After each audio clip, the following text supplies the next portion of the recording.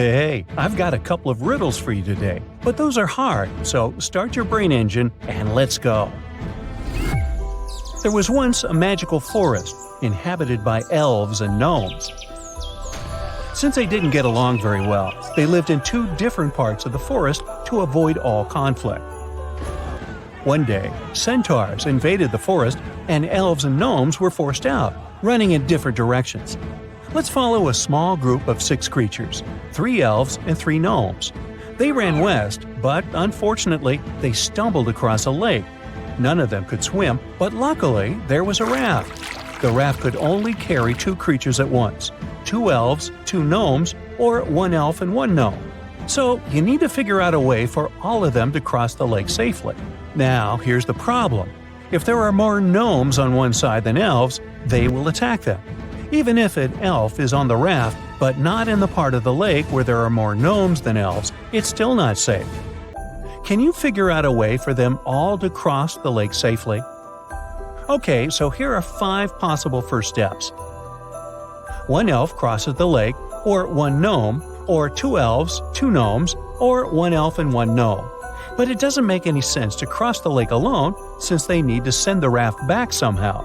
So those 2 options are out. 2 elves can't cross the lake together because then the 3rd elf will be left alone with 3 gnomes and they will attack him. So it's either 2 gnomes crossing the lake first or an elf and a gnome. So let's go with the 2 gnomes. So 2 of them cross the lake and of course 1 of them has to come back. Now what? 2 elves can't leave together because the 3rd one is in danger. If an elf and a gnome leave together, then the one who is leaving will be in danger as soon as they cross the river. So 2 more gnomes leave together, and then 1 comes back. An elf and a gnome can't leave together because then there will be 3 gnomes and 1 elf on the other side. So this time, 2 elves cross the lake together. Who comes back? Not an elf, because the other one can't be left alone there. A gnome can't go back alone. Otherwise, there will be 2 gnomes and 1 elf on the first shore. So, a plot twist. An elf and a gnome come back together. Now, 2 gnomes can't cross the lake. An elf and a gnome can't go either. So, the 2 remaining elves go to the other shore together. None of them can now return since there are 2 gnomes left on that shore. So, a gnome will return to pick up one of his buddies. Then another gnome will go to pick up the last gnome. But it's not the only solution. You could also succeed by sending a gnome and an elf together as a first move. Here's a graph of how it would play out.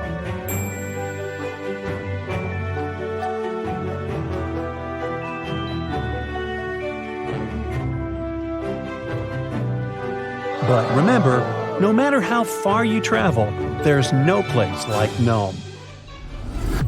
Okay, great job! Now it's time for the second riddle, and this one comes from Esme. This girl often goes for a walk in a forest and typically gets lost. This time, though, she doesn't get lost. Here's her way home, but she's tempted to go visit her old friend, a witch, who lives in that forest. Esme has an amazing riddle, and it's pretty hard, so she thinks she has a good chance of winning the witch's cat. So, Esme goes to the witch's house and offers the following. I bet you can't solve my riddle. If I'm right, your cat will go home with me. The witch believes she can solve any riddle, so she takes that risk. Esme puts a big acute triangle on the table. Here, you can make 7 cuts to make this triangle disappear. Every piece you cut off that is an acute triangle will disappear. But if a triangle has an angle that is right or obtuse, that piece will stay. Once again, 7 cuts, and you have to make the whole triangle disappear. Not a single smallest piece can be left. So, how can the witch do that and keep her cat? Whenever you make a cut, it'll either produce 2 right angles or an acute and obtuse angle. The witch seems to be doomed, but then she looks at the pizza she hasn't finished. When you cut into more than 4 pieces, all angles are acute. The problem is that a pizza is round, and we're dealing with a triangle. Still, the trick also works with other shapes, like hexagons and pentagons. Good for the witch, she can make a pentagon out of this acute triangle by making just 2 cuts. The small cut-off triangles are acute, and they disappear. Now, the witch needs to deal with the pentagon like she does with a pizza. Cut it into 5 pieces using the last 5 cuts. That's a success story. Hey, we know you like the cat, Esme, but maybe get one of your own. Okay, do you think you can crack another one? I promise it's the last one for today, and it's quite fun. No more geometry. Here's how the story goes. 1,000 years ago, 6 siblings founded a magical school. Ingram, Regalia, and Corona are witches, and Agnard, Ardumo, and Modnar are wizards. A pair of siblings found a house each, and the names of those houses are Rymeth, Madlo, and Damora. All 6 of them also founded the 4th house, named after their 7th sibling who went missing when they were young. You are invited to study in the magical school, but as you arrive, you have to be sorted into your house. You have to put your hand on the sorting book and wait for its decision to light up on the cover. When you do it, the book sees potential in you. So instead of sorting you into one of the 3 houses right away, it gives you an opportunity to get into the 4th house, where the most gifted young magicians go. To prove that you're good enough to be sorted into that house, you have to solve the sorting riddle. The task is to guess the name of the special house, which no one but its students knows. But you have some guidelines that can serve as hints. First, you have to find out who founded which house. Here are some statements. Every house was founded by a brother and a sister. Corona and Regala found Rymeth and Madlo, but not necessarily in this order. Ingram and Ardumo founded Madlo and Damora, but not necessarily in this order. Agnard and Regala founded the same house. Now, after you figure it out, the next step is to guess the name of the secret house. To find it out, find what all siblings have in common. So, are you gifted enough to get sorted into that special house? First, you have to find out who founded which house. So, the pair is always a brother and sister. Let's look at conditions 2 and 3. Each of them mention Madlo. Both Corona and Regala are sisters, which means that no matter who founded Madlo, it already has a sister founder. Therefore, Ingram, who is also a witch, couldn't have founded this house, which means that Madlo was founded by Ardumo, so Ingram founded Damora. Agnard founded the same house with Regala, so it was Modnor who founded Damora with Ingram. Therefore, it only leaves us with Rymeth for Agnar and Regala. Finally, Corona founded Madlo. Okay, great. Now we have to figure out the name of the 5th house. What do the siblings have in common? Of course, all of them have the letter R in their names. Let's put them in the order of appearance of the letter in their names, starting with Regala. Under each of their names, let's put the name of the house they founded. Now, the respective letters under each R form the name Radota. That's the name of their missing sister, and that's what the 4th house is called. So, pal, if you figured it out, congratulations, and welcome home. Edward and Stan are best friends. Edward lives with his wife, Leah, and Stan lives alone. Can you spot Stan's house?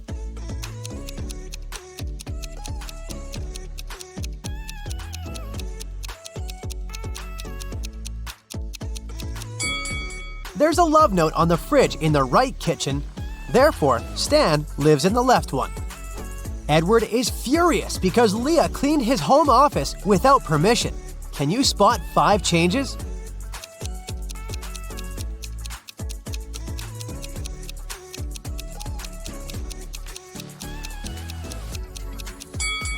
Here they are. A lot of neighbors gather for Edward's garage sale. One of them is a robot. Can you guess who?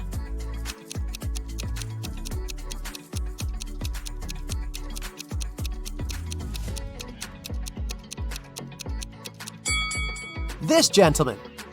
Stan is visiting a food court and finds 2 similar bakeries. Can you spot 5 differences between them?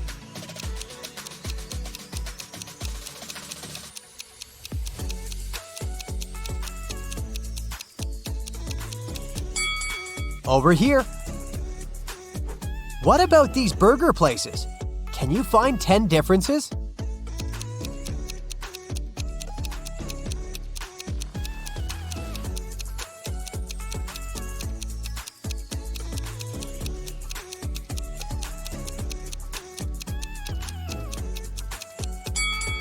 Here they are. Can you spot a mistake in this menu?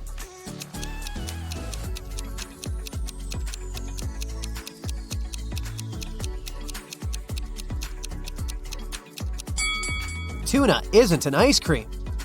What about this coffee menu? Any mistakes?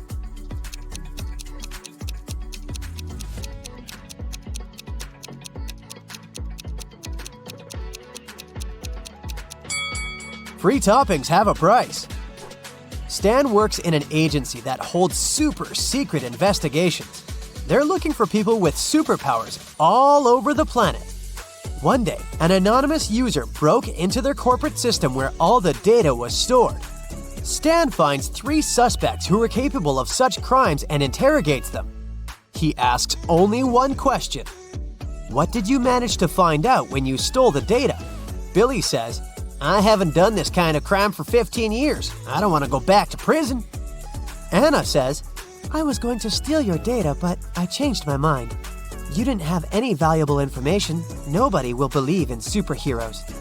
And Liam replies, Bruh, if I committed such a crime, I would have covered all traces. Who's lying?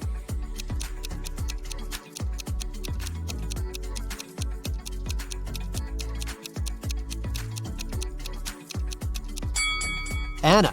She couldn't have learned the secret information without breaking into their system. Stan is visiting a fashion show. He received a clue that one of these models can be a robot. Can you guess who?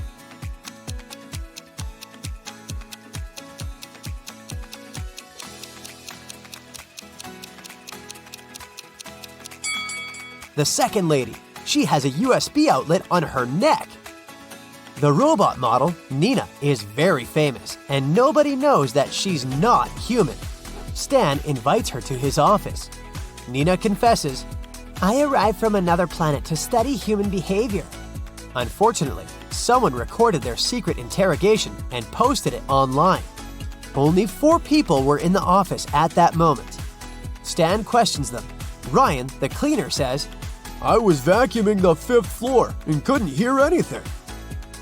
Mia, the manager, says, I'm a huge fan of Nina, even though she's not a human. I would never set her up like that. And the guard, Billy, says, I didn't hear your conversation. I was watching a football match in my headphones. Who's lying?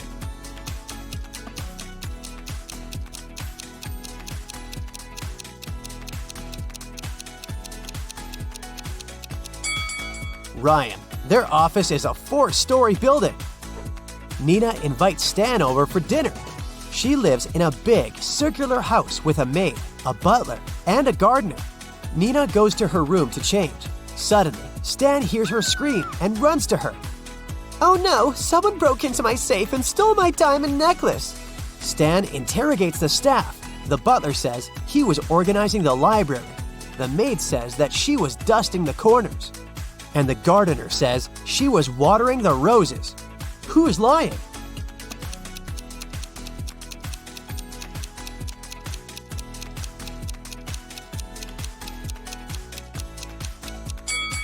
The maid. She was dusting the corners, but Nina lives in a circular house. So there are no corners. Stan invites Nina to a fancy restaurant to refute rumors that she's a robot. Can you spot any mistakes in this menu?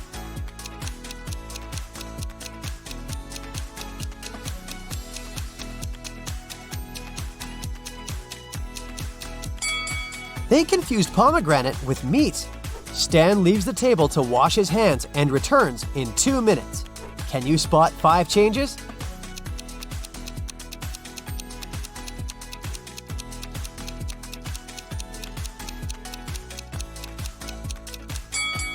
Here they are. Nina slips and falls on the floor. Now she needs to replace a broken fragment in her body as soon as possible. Stan takes her to a secret lab. They need to enter a 3-digit code to open the door. He starts looking for clues and notices some tips written on the wall.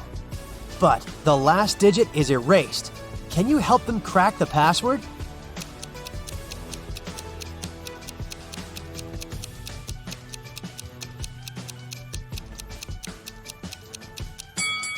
The digits indicate the points of intersections of the lines, so the last digit is 4. They open the door and enter a spacious hallway. A note on the wall says, "Lab is behind the purple door." Can you help the guys find the purple door?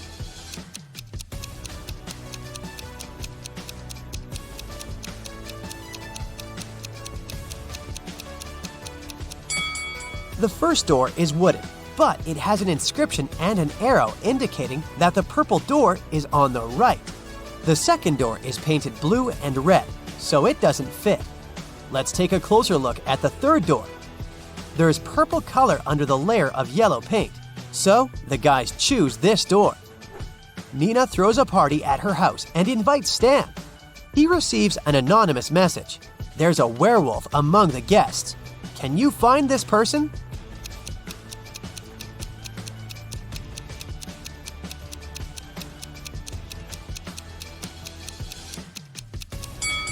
The first lady is wearing very long nails, and the second guy has a heavy beard. But it doesn't prove anything. But let's take a look at the third lady. She's trying to hide her shiny yellow wolf eyes under her fancy sunglasses.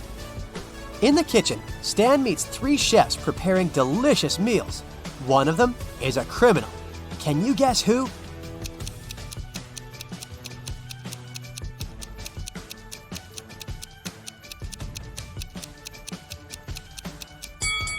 The third lady. She's adding glass fragments to the food. Stan calls the police and they arrest the third chef. She confesses that one of the guests, John, bribed her. He asked her to put glass in Stan's plate, but there are 3 Johns at the party. The officer asks one of them just one question. "How do you know Stan?" John 1 says, "I'm a billionaire and I don't do interrogations without my lawyer." John 2 says, "I came here to see Nina because she's my crush. I've never seen Stan before." And John 3 says, "Stan and I went to the same college. I haven't seen him for many years, but today we met by chance." Who's lying?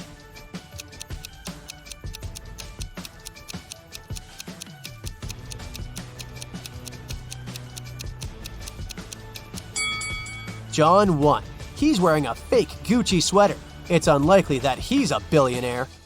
The next day, Stan wakes up in a dusty basement. A creepy voice says that Stan can pass through one of these 3 doors.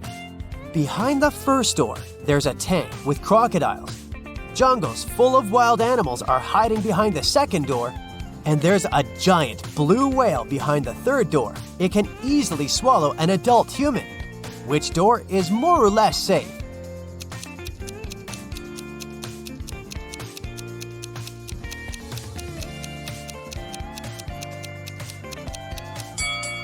Stan should pick the third door.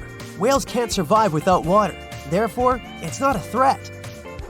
Stan returns to his office and finds out that someone has stolen the most expensive superhero costume from the lab. Only 3 people knew about this artifact and had a key: Mia, Billy, and Rose. Stan questions everyone. Mia says, "I was feeling sick yesterday, so I went home."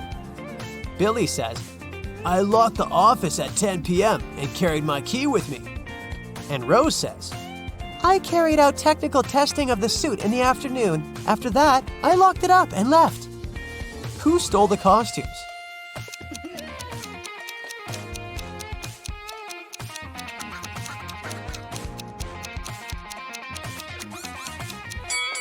Mia. She's wearing a superhero costume under her clothes.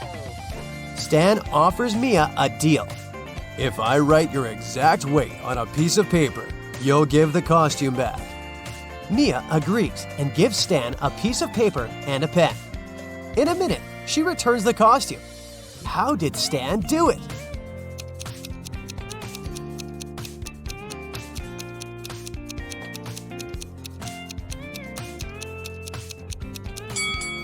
Stan literally did what he said. He wrote the phrase, "your exact weight," on the paper.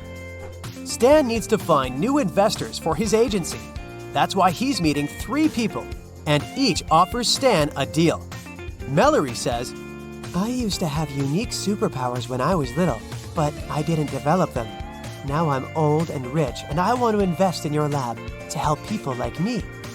Cherry says, "My parents left me billions of dollars. I want to invest in progressive projects." And Alfred says, Look, I can help you develop your agency, but I want to have a controlling stake and hire my own staff. one of them is a liar. Can you guess who?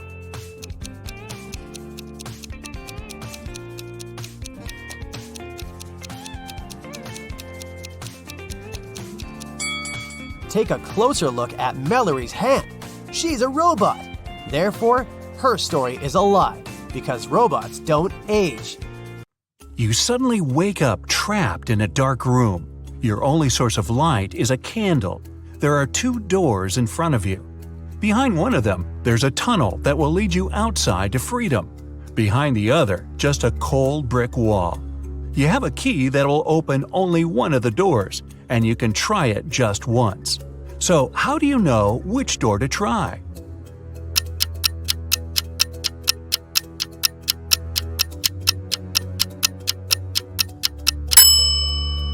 Hold the candle up to each keyhole. The flame will move near the door that leads outside. You escape to freedom, but you need to send some important documents to your friend Beth. You can't mail them in a regular package because the precious papers will get stolen. So you put them in a box and lock it. But Beth doesn't have the key to this lock.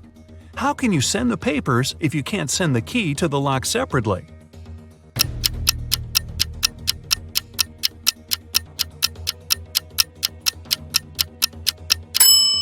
First, send the locked box to Beth.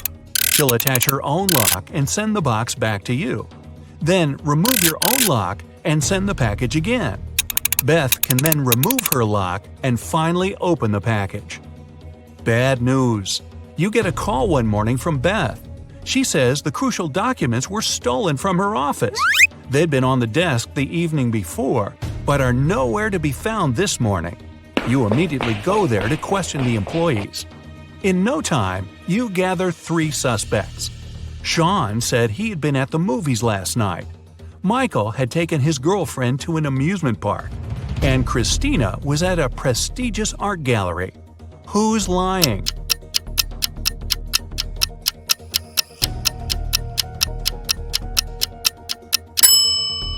Sean. His movie ticket isn't torn. Having been caught red-handed, Sean makes a break for it. He hops in his car and drives away. Law enforcement are on the lookout. Sean sees a police car right ahead of him and starts driving toward it. Why would he do that?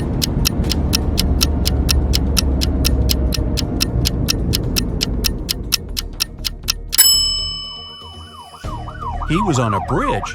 He needed to go toward the patrol car to get to the other side and make his escape. No such luck for poor Sean. He gets caught and locked up.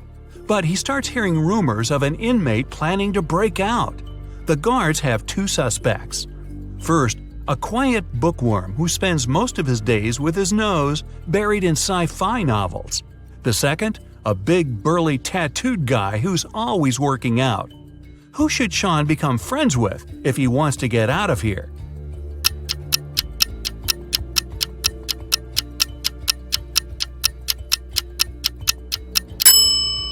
The bookworm. Look closer, and you'll see his bookmark is actually a file.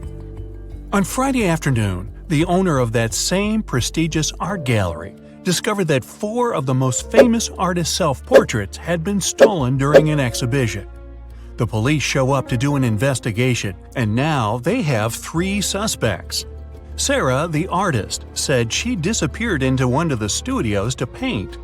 John, the security guard, explained he was just waiting outside and had no idea the portraits were gone. Daniel, the caterer, stated he was at a nearby store picking up extra napkins when the robbery took place. So, who's the thief?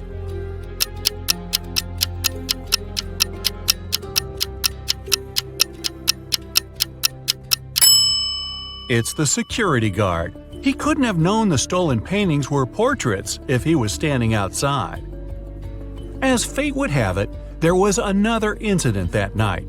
Michael, who never really liked what passed for art in modern times, rushed into the gallery and caused millions of dollars worth of damage to several paintings. Yet the gallery's owner thanked him for his actions. How come?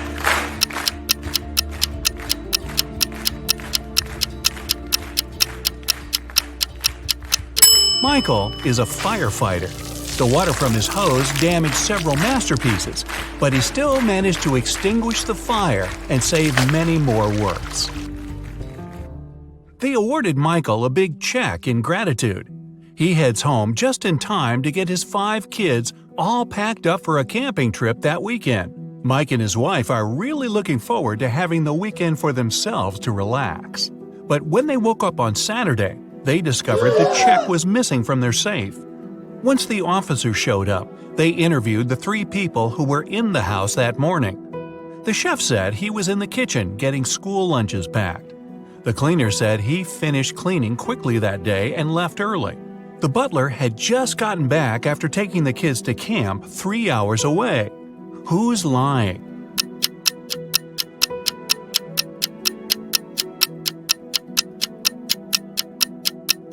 It's the chef. It's Saturday, so there's no school, and the kids have gone camping. Meanwhile, on the other side of town, a scientist is working on something bizarre. He invites Kevin and Claire as blind test subjects for his new serum invention. He gives them each a glass of ice-cold lemonade. Kevin drinks his fast, but Claire apprehensively waits to see the side effects on him first. After 2 hours, nothing happens, so she drinks her glass. 2 minutes later, her skin turns green. If both the drinks had the serum, why was only Claire affected?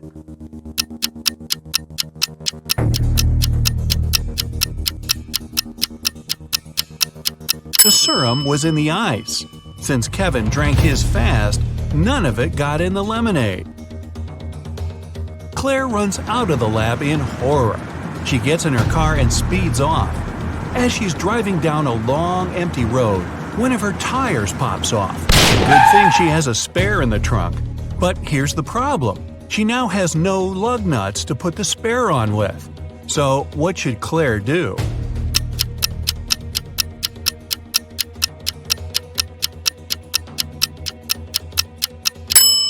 Unscrew one lug nut from each of the other 3 wheels and use them to attach the spare tire.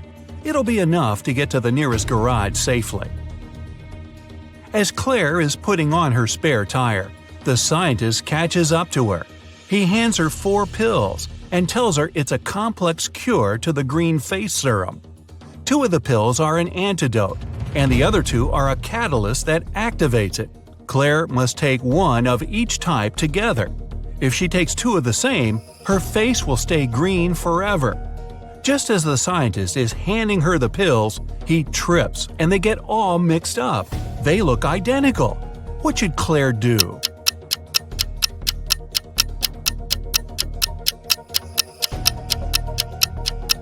Grind the tablets up, mix all the powder together, and divide it in 2 parts. Each half will have the same amount of catalyst and antidote. It worked, and just in time. Whew! The next day, Claire has a big calculus exam. But funny enough, all the students in the class refuse to take it. Professor Miller can expel only 1 student for skipping the test. All of them know each other's names. If a student knows they'll be expelled, they agree to take the test. How can the professor make all the students take it?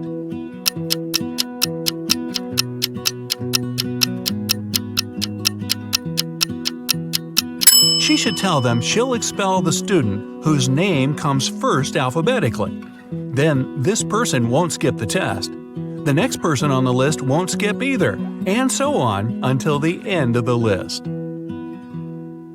Professor Miller grabs her cup of coffee, takes a sip, goes to set it down, and what's this? It's stuck to her hand. Somebody put glue on the cup, and she's got 3 suspects. Look carefully to find out which student is playing tricks on the professor.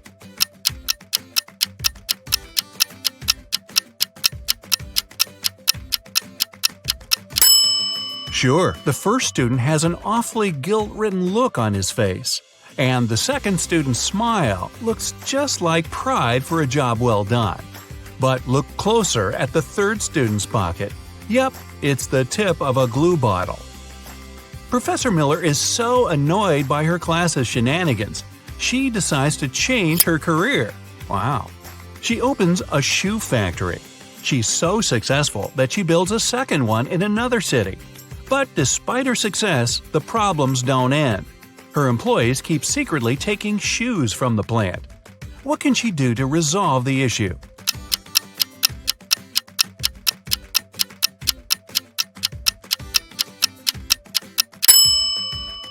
Have one of her factories start making only left shoes and the other only right ones. One of those shoe swipers is driving a semi-truck full of shoes to sell for a profit. He comes to a tunnel and there's a major problem. His truck is just an inch too tall.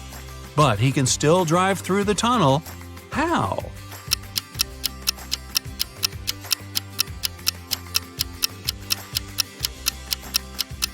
Let some of the air out of the tires. It'll lower the truck just enough.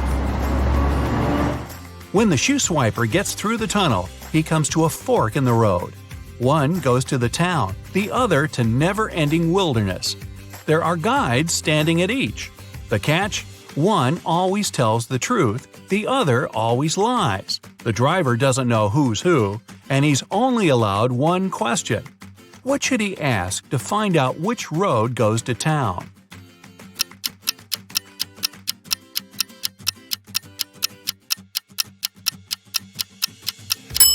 Ask either one of the guides which road the other would say is the right way. Then he must choose the opposite. The truth teller knows the other will lie, so they'll point the driver toward the road to nowhere. If he asks the liar, they'll know the other guard would honestly point him toward the town, so they'll again recommend the road to nowhere. The shoe thief takes the road to town, but he has another puzzle to answer before he's allowed to enter. The guard at the gate asks him one simple question. What's the logic in the order of the following words? Fun, blue, bee, more, and dive.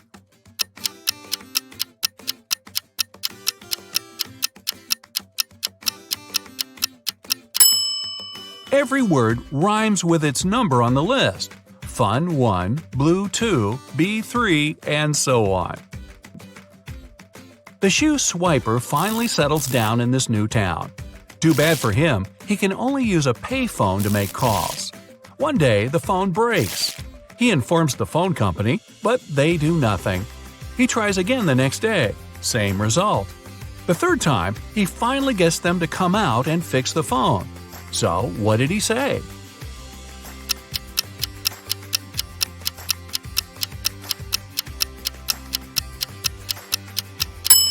He claimed that people were making calls without paying.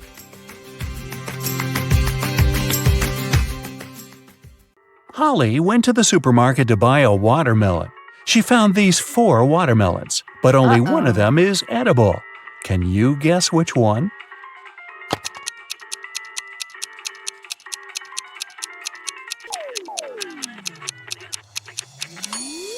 The first watermelon is a hologram. See those flashing pixels?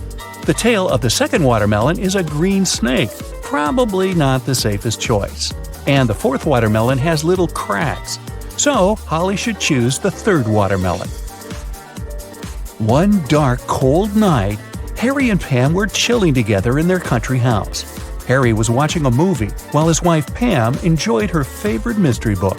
Suddenly, all electricity went out. Harry decided to go to bed, but Pam decided to finish the book. There was no artificial light around, but this fact didn't stop Pam. How is that possible?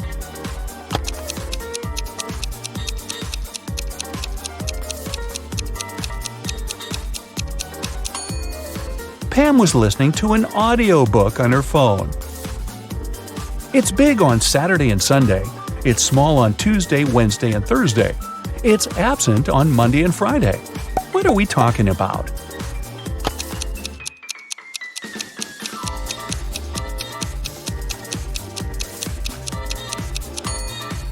It's the letter S. Bella and Ken took a flight to Europe to celebrate their honeymoon. It took them 2.5 hours to reach the destination. After spending 2 weeks together, they flew back home. However, it took 150 minutes this time, even though the plane flew at the same speed. Can you guess why?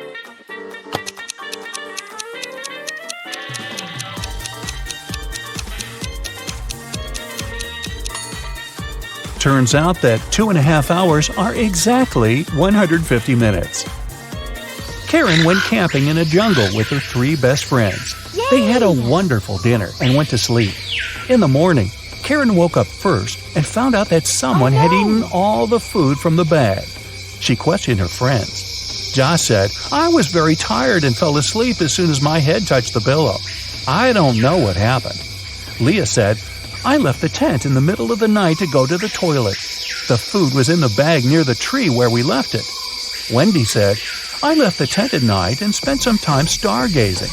I ate just 1 chocolate, I swear." Who ate the food?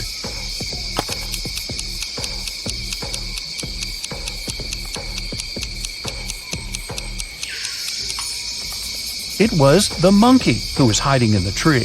See those footprints around the bag? They are definitely not human. Gerald is a college dean. Somebody stole his car this morning. Soon the police found it across the street.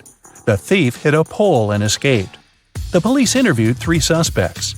Holly said, "I was busy having classes all morning. Then I went for a walk with my friends." Brian said, "I was checking the test papers."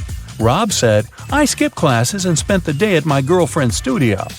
Can you guess who stole the car?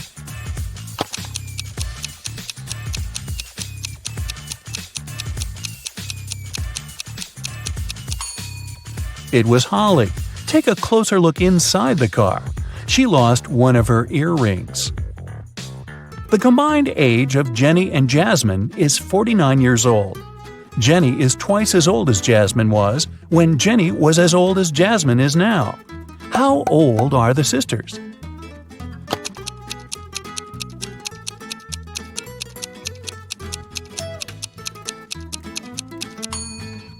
Jenny is 28 and Jasmine is 21. Lisa likes grapes but not potatoes. She likes squash but not lettuce. Also, she likes peas but not onions. Following the same rule, will she like pumpkins or apples?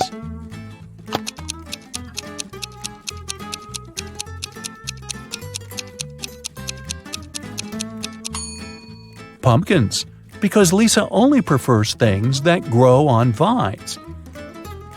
Which of the following words don't belong to this group and why?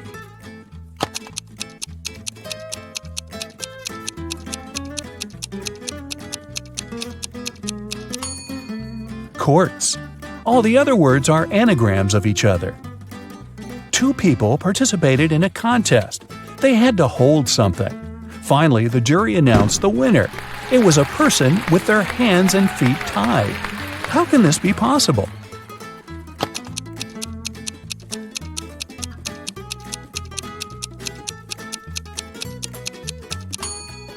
It's all simple.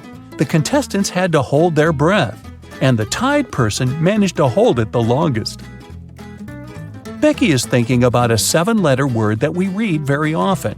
Letters 5, 6, and 7 grow every year. Letters 3 and 4 are the same. Letters 3, 2, and 5 cover over 70% of the world. What word is Becky thinking of?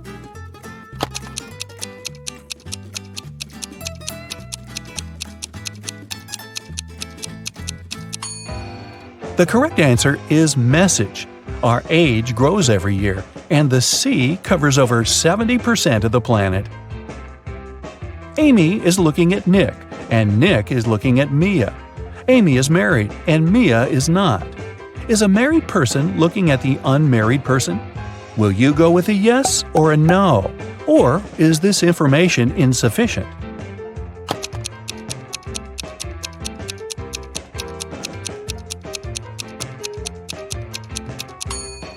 The correct answer is yes. Two combinations are possible here. If Nick is married, Mia, who is unmarried, is looking at him, who is married. If Nick is unmarried, we still have Amy, who is married. In this case, she's looking at Nick, who is single, which meets the requirements too. 5 friends were eating apples. Amy finished before Bob, but after Kat. Dan finished before Eve, but after Bob. Can you figure out the exact order in which they finished the apples?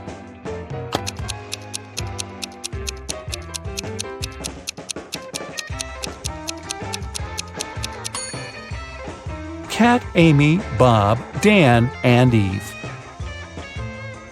Eric's job is to guard a supermarket parking lot. One day, he was walking around the area as usual and noticed that someone had parked the car in the middle of the driveway. He questioned 4 women. "Ladies, who is the owner of this car?" All 4 women replied, "It's not my car." Eric took a closer look at the vehicle and figured out its owner right away. Can you guess which of these women is the owner of the car?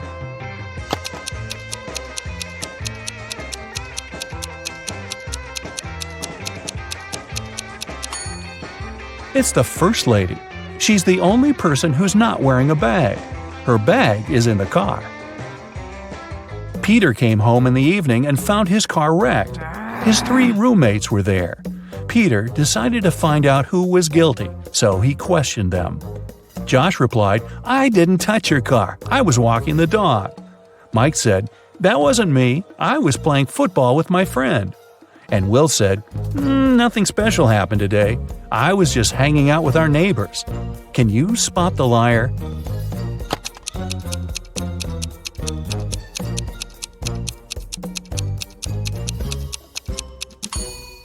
It's Will.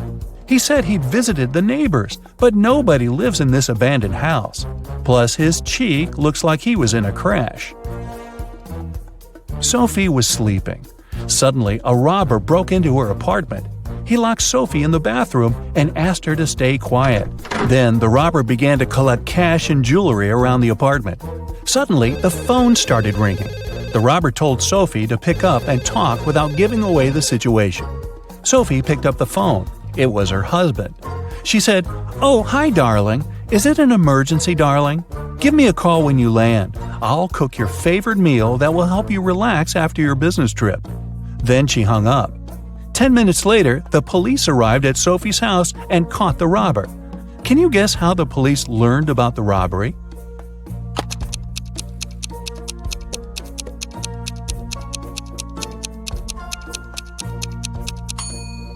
Sophie played with the mute buttons.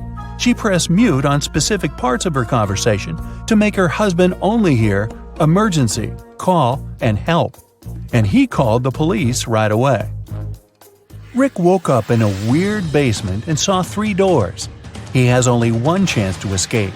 If he enters one of the doors, he won't be able to use them again. The first door leads to a room with high-voltage wires hanging above the wet floor. Behind the second door, there's a room filled with water and piranhas swimming in it. The third door leads to a space where flesh-melting acid rain is falling from the ceiling. Which door is more or less safe to enter?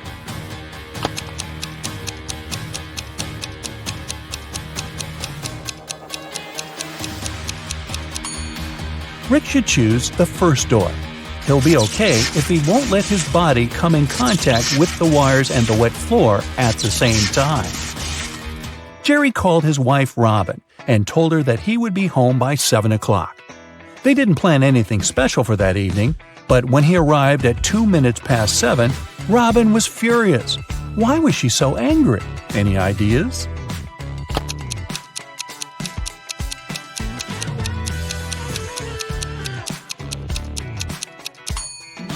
She thought her husband would come home after work by 7 p.m., but he appeared by 7:02 a.m. the next morning. When the day after tomorrow is yesterday, today will be as far from Wednesday as today was from Wednesday when the day before yesterday was tomorrow. What is the day after this day? Can you guess?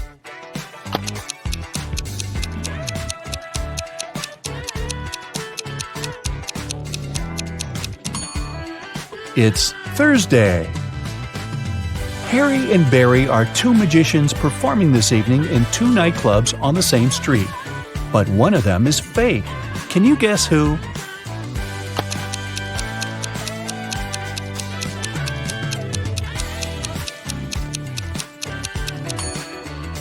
It's Barry. Take a closer look under the magician's tuxedo. On the right, you can see a restaurant employee badge with his name on it. He must be a waiter who came instead of the real magician. A monkey, a squirrel, and a bird are racing to the top of a coconut tree. Who will get the banana first, the monkey, the squirrel, or the bird?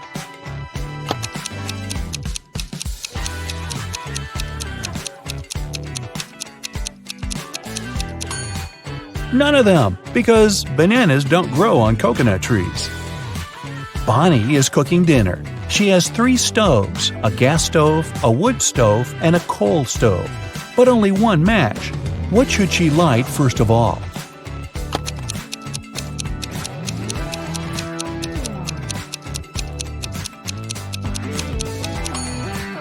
The match! You are a bus driver. 9 people get on the bus, and 3 people get off. Then 2 more people get on, and another 1 gets off. Finally, 4 more people get on, and 2 get off again. How old is the bus driver?